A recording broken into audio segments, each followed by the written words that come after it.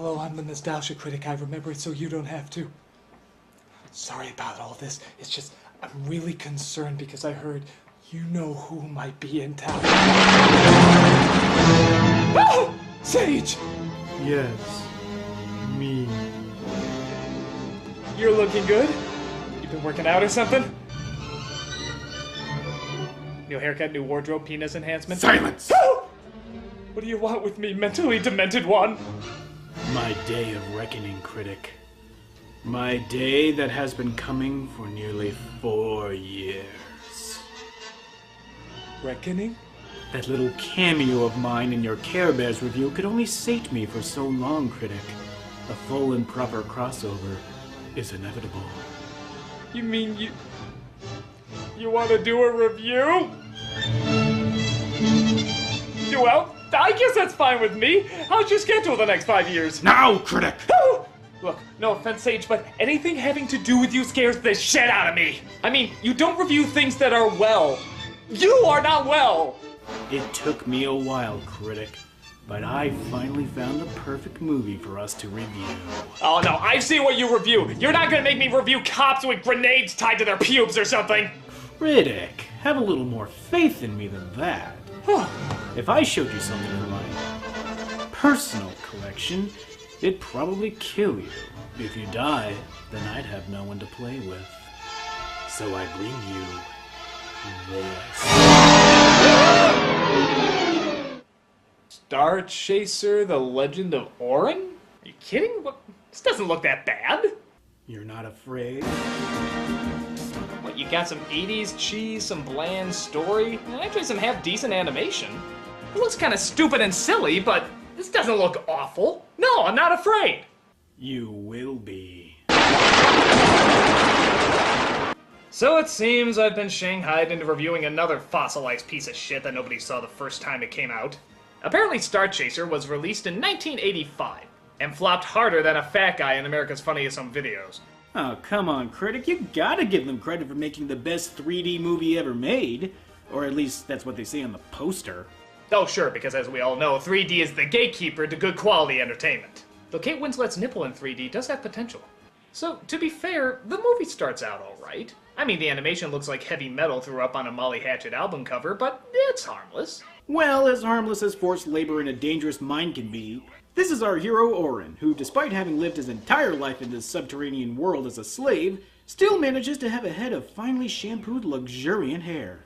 Slow down, grandfather. You're too old to keep up this pace. Slowing down will only prolong my suffering. Orin, don't. You won't survive doing the work of 2. Prettiest girl in the world.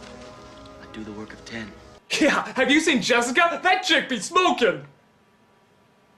Oh, but you're hot too, you're hot too. You have a nice tooth. It seems that Orin and his friends are slave laborers that mine crystals for a god named Zygon. No, not that Zygon. Not that Zygon either. This Zygon. My world are angry. They have kept you alive since the beginning of time and ask very little in return. Just your continued subjugation and your free will. Really, you're taking advantage of us. So after the slaves offer their mined crystals in exchange for food, Orin happens upon a strange sword embedded in the rock wall.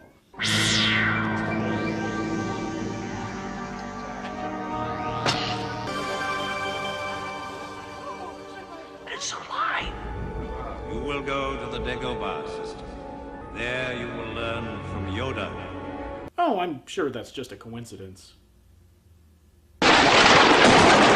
Yeah, so not Obi-Wan says that there are other worlds outside of their caverns, and that the wielder of the sword can free all the slaves, if he is able to find the blade. So after pointlessly wrestling with another slave, Orin takes what's left of the sword and vows to find the blade. We'll go together, Elan. I'll go with you too. You'll have to be with us in spirit, Callie. It's too dangerous for one as young as you. I'm not too young. You don't want me because I can't see. No, we don't want you because you're ball-gratingly annoying. Don't leave me, Orin. What if you don't come back? It's like he talks in that tone of voice whenever you're trying to mimic someone to sound really whiny. Show him how it's done, Robin.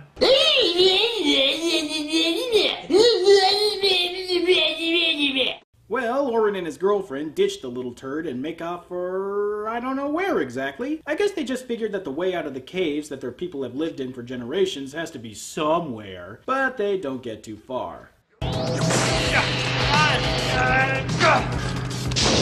Alright, so they give the slaves dangerous laser drills that can take out a guard in one hit, and give the guards whips.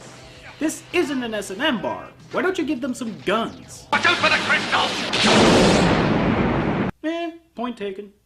Orin and his girlfriend get captured trying to escape, where they learn that the god who they've been worshipping all their lives turns out to be...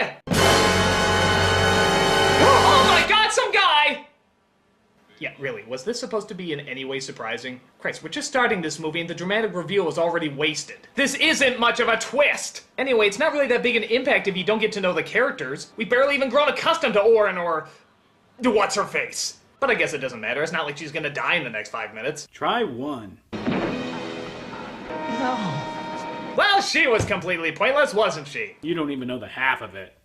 There's world above. I'll find it for you, Alon. Orin manages to escape Zygon's clutches into a collapsed cavern. He digs his way out onto the surface world, but it's not long before he runs into more danger.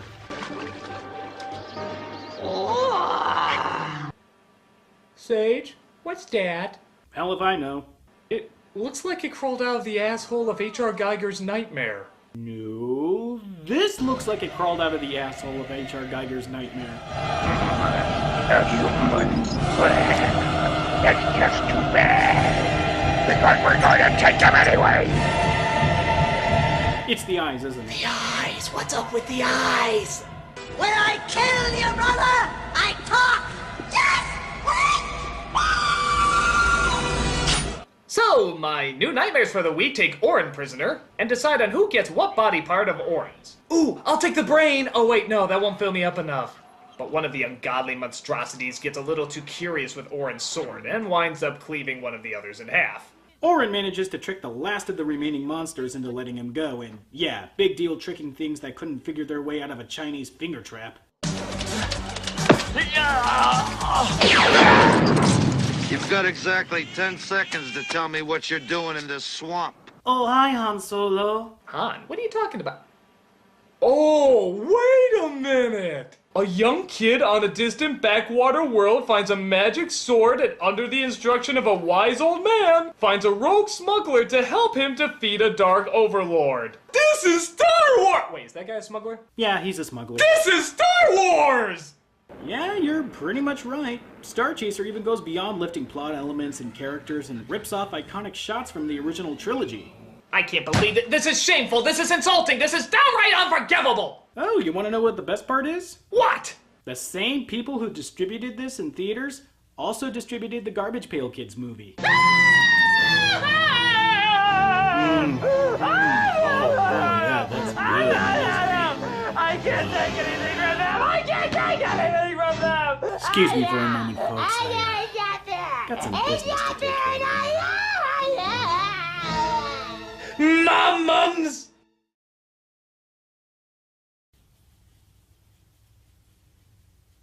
What? I got crusty elbows.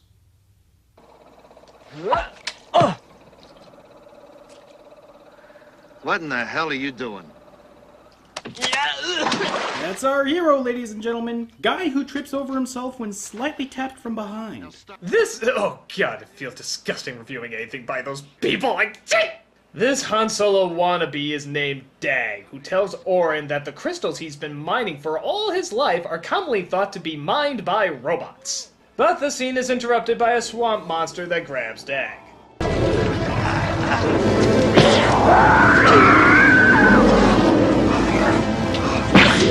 Now wait a minute, how come the sword works now, but not when he tried to stab Dag? Well, Critic, the movie never really explains why the sword works sometimes and not other times, and several fan theories have floated around to this day. Wait. This movie has fans? Yeah. In fact, just recently it's been announced that plans are being made for a live-action remake. They did that. It was called Star Wars! Oh, and if this movie hasn't pushed all your rage buttons by now, it also has its own version of Navi from Legend of Zelda. Oh, fancy fucking that.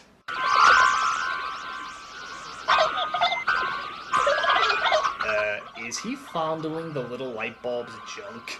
I'd like to think so.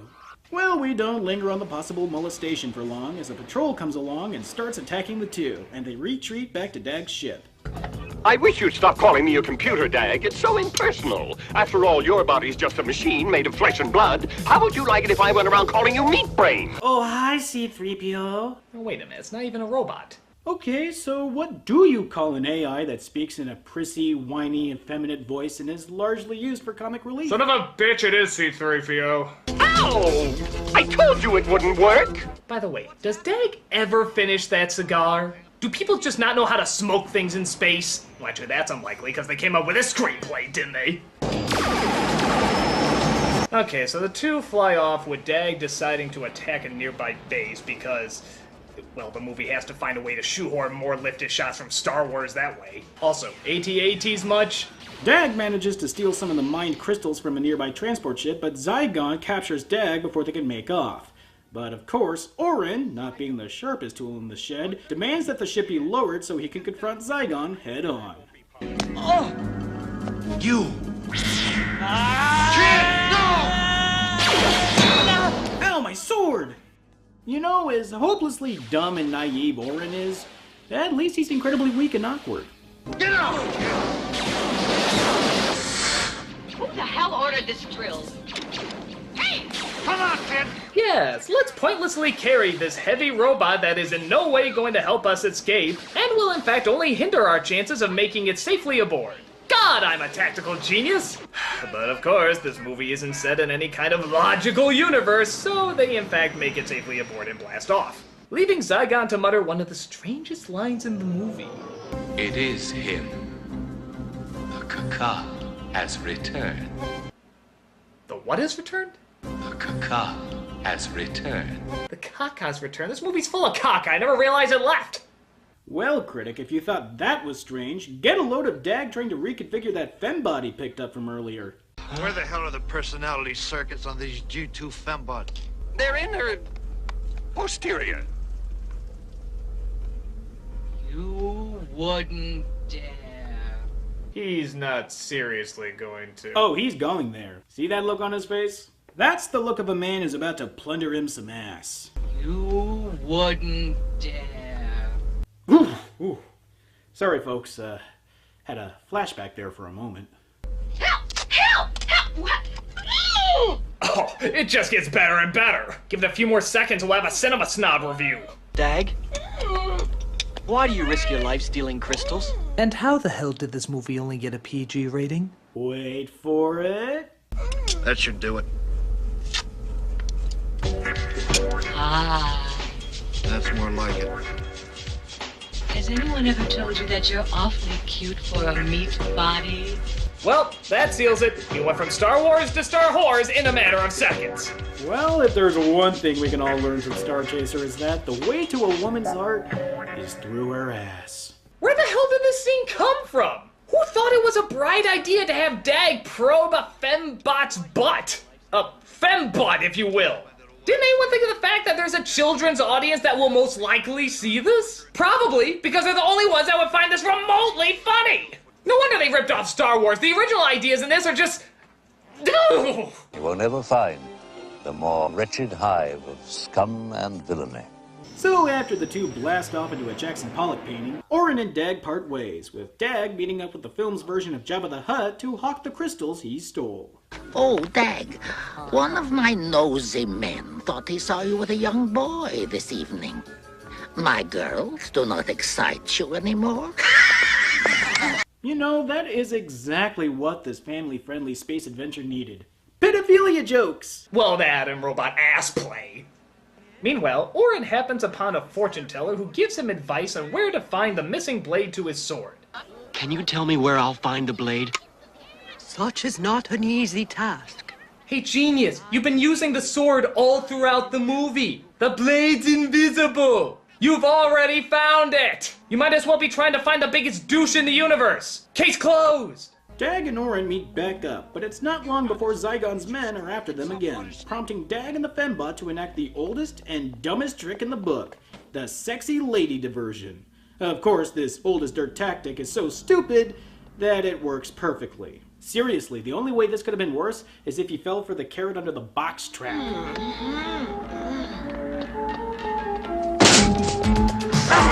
Wait a minute, how the hell did that second guy get knocked out? Nothing touches him! See? Dag hits one of them with the butt of his gun, and the other guy just falls over like he's wounded. I'm not dead. You'll be stone dead in a moment. Luckily, Dag and Orin manage to elude Zygon's men, and they escape. So we bamf to another planet, I think. Could be the same planet with the mine world, or the same planet as that desert town. Establishing shot? What's that? But in any case, Zygon's men manage to catch up with Dag and Orin and shoot their ship down. Zygon's men take Dag's unconscious body in, but are unable to find Orin, who has been flung from the ship during the crash and landed torso first in a tree. Oh good, does this mean he suffered catastrophic injury and died? Roll the credits!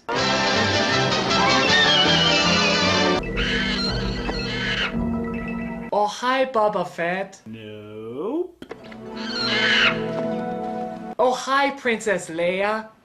Yeah, you knew she was coming. Maybe not technically a princess, but daughter of some sort of rich person in charge. Yeah, princess. So Princess Leia takes Orin away to her castle because the plot demands it. And Orin wakes up in her bedroom wearing the most embarrassing blue midriff vest. Are undershirts extinct in this universe? How come in 80s sci-fi men always want to wear even less than the women do? Elon? My name is Aviana. Who is Elon? A friend? From the mines? Yeah, just a friend, and totally not my love interest who died just a few days ago.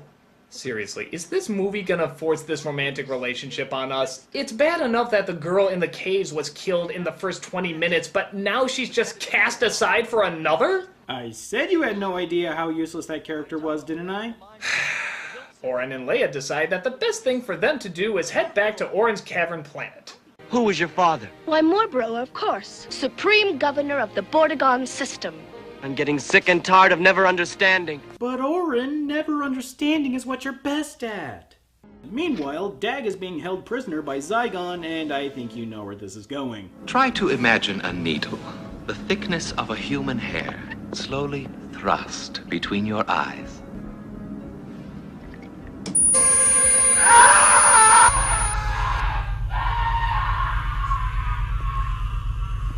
So it's been discovered that Orin's blade has been passed down from person to person, destroying the rule of tyrants for hundreds of years. Orin and Leia decide that the best thing for them to do is head back to Orin's cavern planet. I'm sorry. This is a restricted area. No one may enter without prior permission Mizzo, from the shoot him! commission. Wait, did you say shoot me? That doesn't sound pleasant. Maybe I should do something like an actual guard robot. God, I'm a poor model. I hope you know what you're doing. Let me try.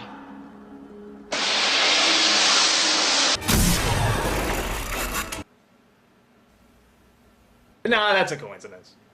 But of course, breaking into Zygon's lair haphazardly has its disadvantages, like being immediately captured. A robot? No, not just a robot. I am the robot. I have been putting the pieces back together for over 1,000 years. He's more machine now than man. So Orin is thrown into jail next to Dag. With the blade in Zygon's possession, nothing can stop him from taking over and enslaving the humans. In fact, this blade is so important that Zygon just leaves it out in the open on a console board. How much you want to bet that's gonna bite him in the ass?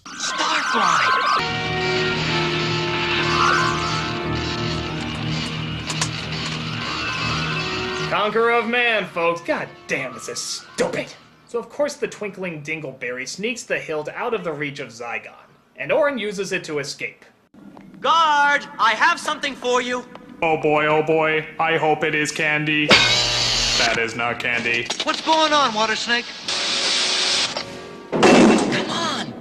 So Orin and Dag manage to sneak aboard one of Zygon's ships as they leave to destroy humanity's space fleet, I guess. Yeah, we're supposed to care about some fleet we've never even seen in this movie? Oh, and I mean literally never see. We never see a single spaceship of theirs, or even the planet which they're protecting. My god, I'm so invested!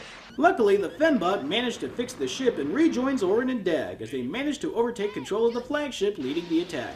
And with a simple push of a button, detonates all the missiles in the entire fleet, effectively destroying every ship. Christ, if a single button push could do that, I'd hate to see what would happen if a guy accidentally spilled his coffee on the control boards. Orin and the gang managed to break back into Zygon space for, what, the third time now? But Zygon manages to ensnare Orin's ship in a tractor beam, leaving the Fembot and Dag's ship to make the save and take their place in the beam. I'm not sure that's how tractor beams work, but if the filmmakers don't care, then why the fuck should I? Ouch! Good suggestion! The flagship decimates all of the base's defenses, leaving Orin to face Zygon one-on-one. But it looks like Leia decides to go after Orin anyways after seeing Zygon pursue after him, and gets her ass captured as the two were fighting like a complete dumbass. Give me the hilt, Taka, or she will die like the other.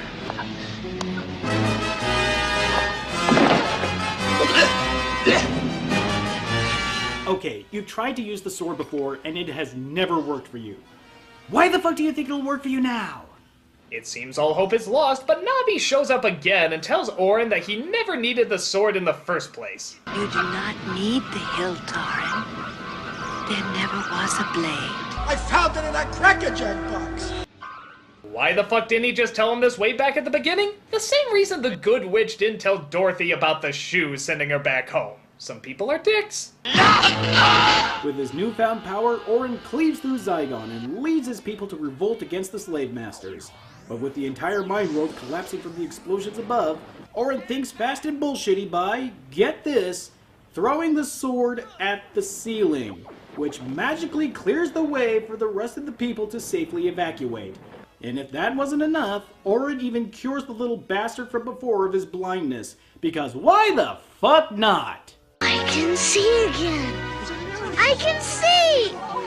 I can see! I can finally see that you're not wearing a shirt, and that kind of creeps me out! We finally end this turn with Space Jesus here being offered by the old guy from way at the beginning to join him in being glowy and shit, but he turns him down in favor of getting some tail. Not yet. I'd like to stretch my legs for a few decades. The choice is yours.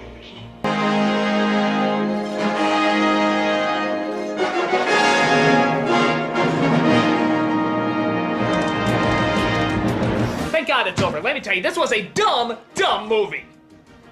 I mean, beyond all the plot points, characters, and shots that they stole from Star Wars, it's just lazy. I'll admit the animation can be good at some times, but the whole story is just a complete mess of half-baked ideas and sloppy execution.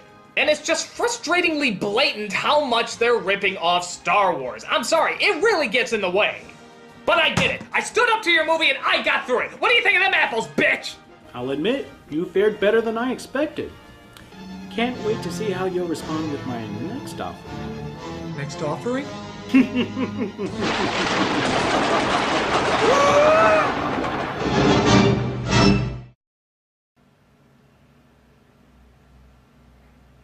Cool.